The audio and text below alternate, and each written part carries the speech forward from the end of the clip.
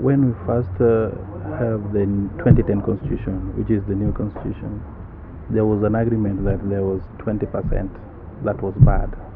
The 80% was okay. That's why people split into yes and no camp, the orange and the banana camp.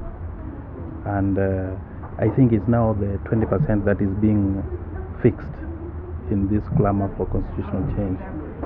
Maybe if I can run you shortly what is in the BBI that is not in the current constitution.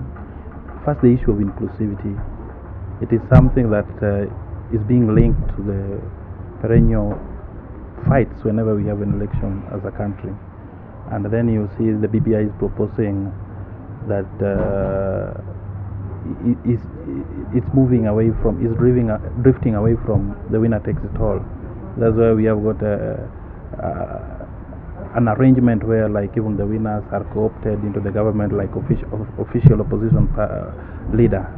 We will be having if the proposals in the BBI report is adopted. So I think that one will help in checking the inclusivity, which has been the main cause of poll violence in this country. Again, we are seeing the issue of allocation to counties. Right now, it's pegged at a minimum of 15% of the national revenue, but we are seeing a situation where the BBI is proposing at least 45% going to counties. I think that is a plus, and it's something that is new, that was not in our constitution. Again, there is also a boost to the fight against corruption, because we are seeing that there is 5% for the whistleblowers. This will bring out a culture where when you are working in an organization and you are seeing things are not going well, you can go report and there is a reward for you. I think those are some of the few areas, though there are very many, that are BBI is proposing some of the good things that are currently missing in our current constitution.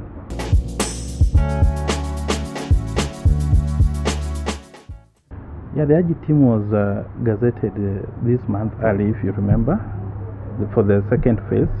And the second phase is majorly validation of the views that they collected in the first BBI that was launched in November 27th at Bomas of Kenya. So generally, this team are going to move around the country to look at the policy, the administrative and the constitutional changes that are important, that are necessary for the implementation of this report, and advise the president accordingly by June 30th, when their term is will be coming to an end.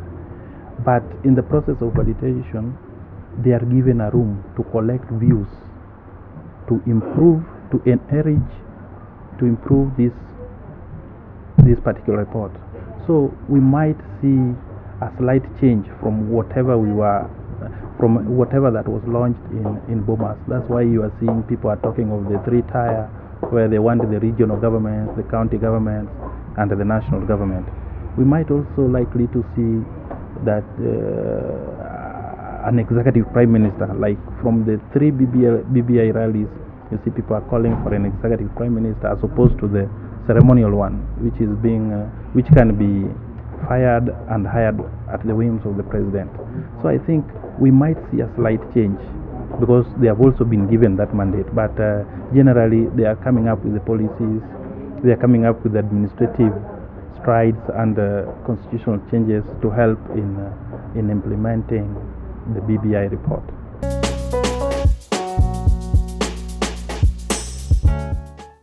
I think the media has not failed, because so far, since the team was gazetted, they have not come up with the calendar to show like there will be town hall meeting in such a place, and media has refused to give focus to that town hall meeting. And whatever is happening in these BBI rallies, I think the common man also gives their views, which is more or less the same as what was supposed to happen in the town halls. Like, let's say for example in Kakamega, they first had a pre-BBI meeting where they came up with the resolutions. The same was the case in Kisii, the same was the case in Mombasa. And these were people and people represented, they represent people. So you can't just say like the BBI rallies are so much different with whatever was to come out from the town hall. These are just the same people giving their views. Only that I think the political angle, though people are saying is being hijacked, but they also help in sensitization of the